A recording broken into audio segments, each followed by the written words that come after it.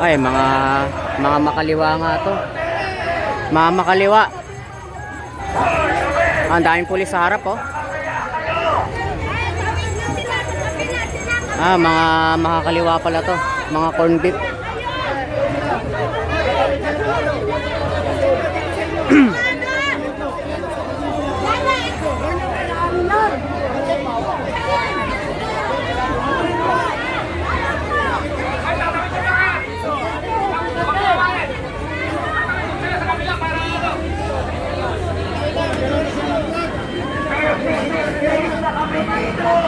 Itong area ito, dito na kami natulog.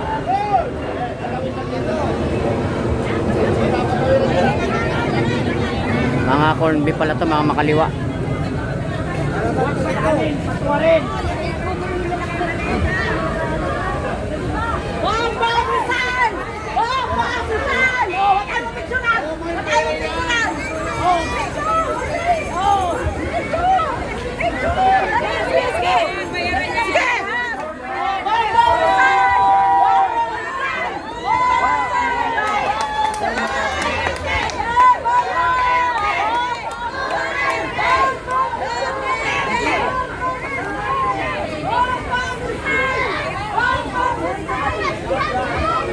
Mga makaliwa yan, oh.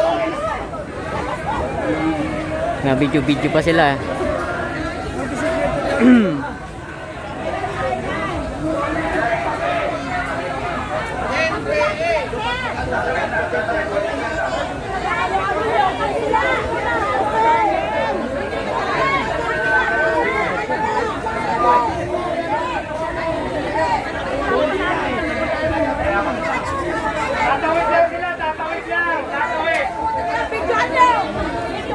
Videohan lang, videohan. Binibidyohan nila tayo, kaya videohan din natin. Di ba?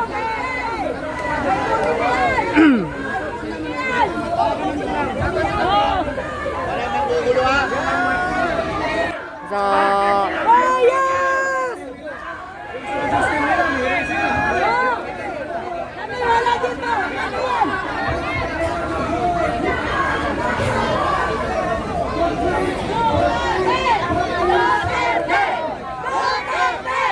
Duterte!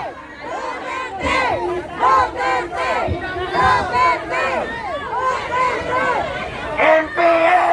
NPA! NPA!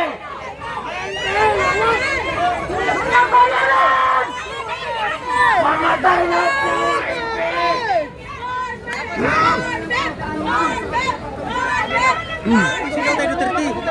Oh, mga ano yan?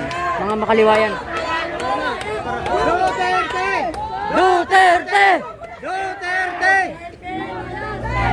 Duterte! Harap sa authority! Supporters of the ways of USA! We are the voice of international! Nandito na yung mga corn beef.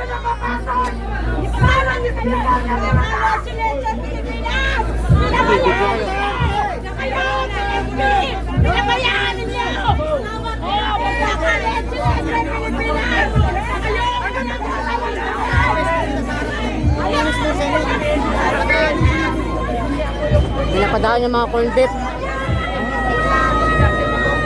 They protect the corn beef.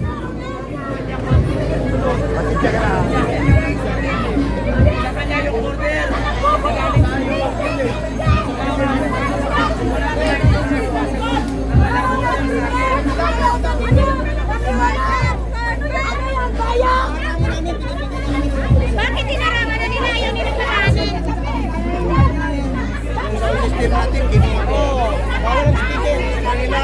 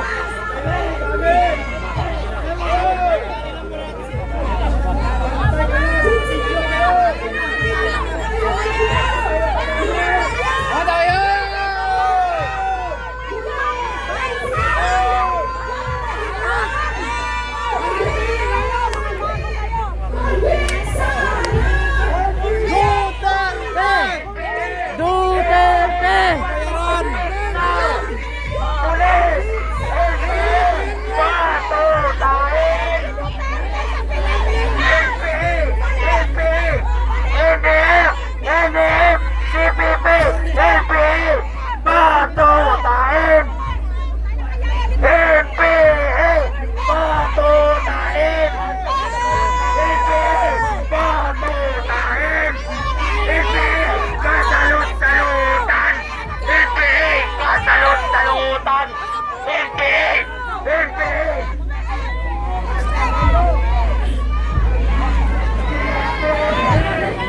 NPA kayo! Mga bulag sa katotohanan! Hindi nakikita! Wala kayong mga respeto sa batas! Yan! Maghahari kasi bayaran! Bongbong Marcos! Pinalaki nila!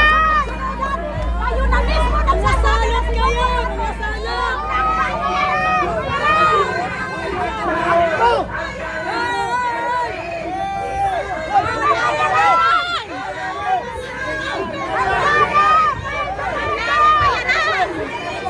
NPA kayo, mga ninyo! Yung mga panisito na mga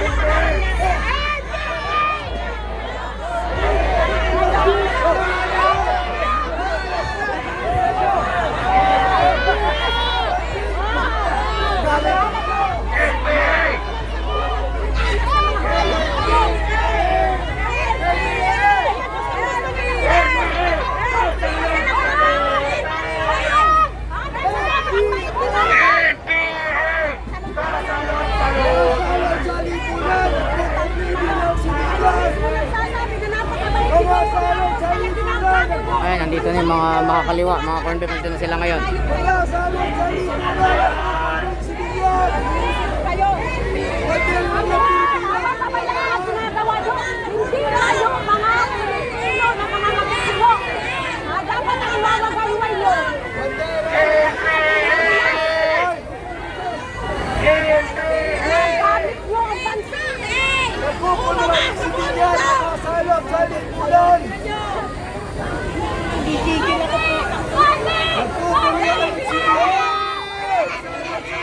NPA kayo!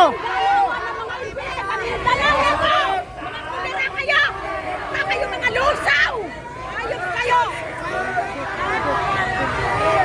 Bukod sa mga ilpi, kayo adik mo sa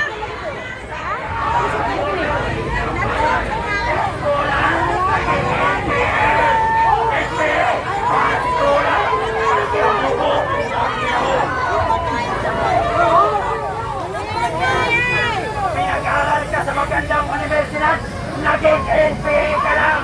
Putang iyo! Iberde! Patutain! Nagbabayad kayo ng 300! Ipapakain ninyo sa pamilya nyo! Galing sa nakaw! Mga p***o! NPA! NPA! NPA! Ilang maleta! NPA! Namit nyo ang tax ng mga Pilipino para sabihin nyo Ay, kayo mga magkakanda na! Mga tuhod ninyo! Nagbabayad kayo ng 300! Para lang makilala! ML! Malibot na Laila de Lima!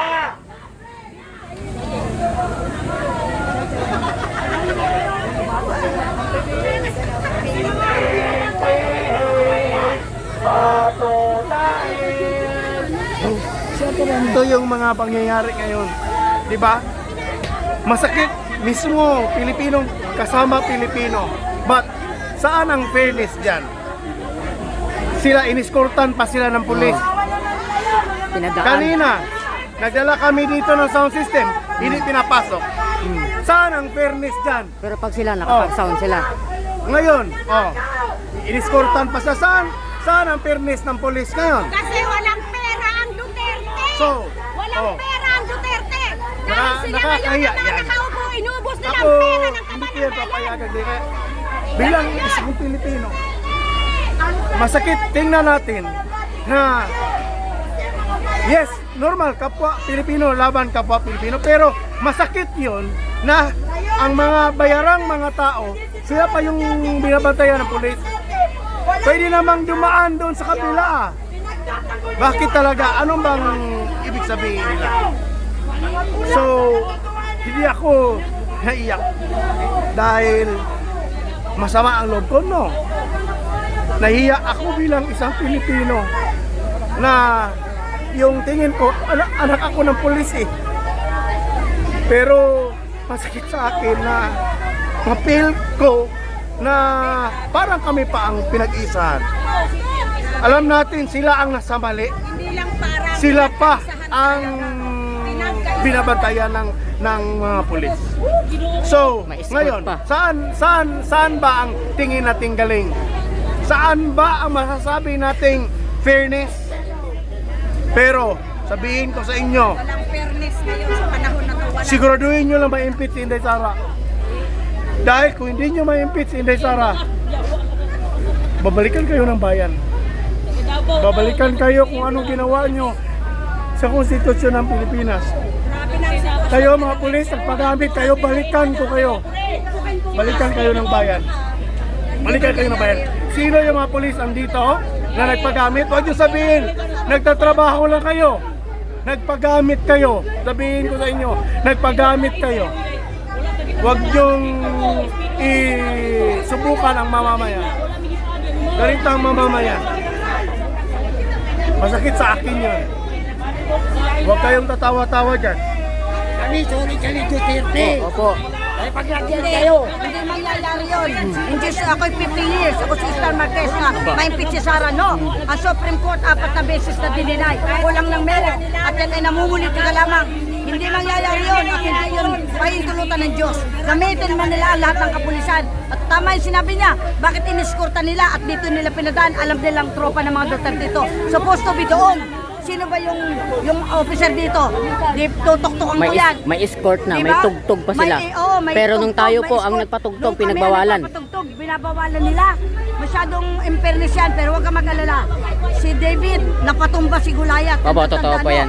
Kaya kami umaasa, alam mo Lord, na ako'y naririto. At ang Diyos na pinaglilingkuran ko si Nazareno ay buhay, alive. At pag ang inaapi, doon kumakatig ang Diyos. Hindi ako naniniwala na ma-impeach si Sara Duterte. Tandaan mo yan, sinabi ko sa iyo. Ako si Star Marquez, hindi ma-impeach yan. Tandaan mo yan. Gagawa ng himala ang Diyos para hipuin yung mga umuusig sa kanila. Di ba? Hindi mangyayari yan. Hindi papayag ang taong bayan. Hindi papayag ang Diyos. Pag ang Diyos na kumilos, nothing is impossible to God. At yan ang pinanghahawakan ko. Sabi niya sa Roma 10:11, hindi mabibigo ang sinumang taong nananalig at nagtitiwala sa Panginoong Kristo. Binigyan nila ng paraan. Si Renato Reyes at bayan, pinagbigyan ang PNP. Ipinasok ang mga nila sound system. Pero sa Ayan, atin, nagpapatugtog DDS, sila ngayon, no? hindi tayo pinagbigyan. Ipinalabas pa. So, ngayon, ang nasusunod sa PNP ay isang NPA. Si Renato Reyes na ang head ng PNP. Bulok ang PNP. Yes. Oh, wala. Kaya ako sa iyo, PNP, magpakitang gilas kayo. Kumampi na kayo doon. Doon na kayo. Ang mga pulis, sumusunod lang yan sa amo nila, si Bongbong Marcos. Dapat si Bongbong Marcos ang magdisiplina.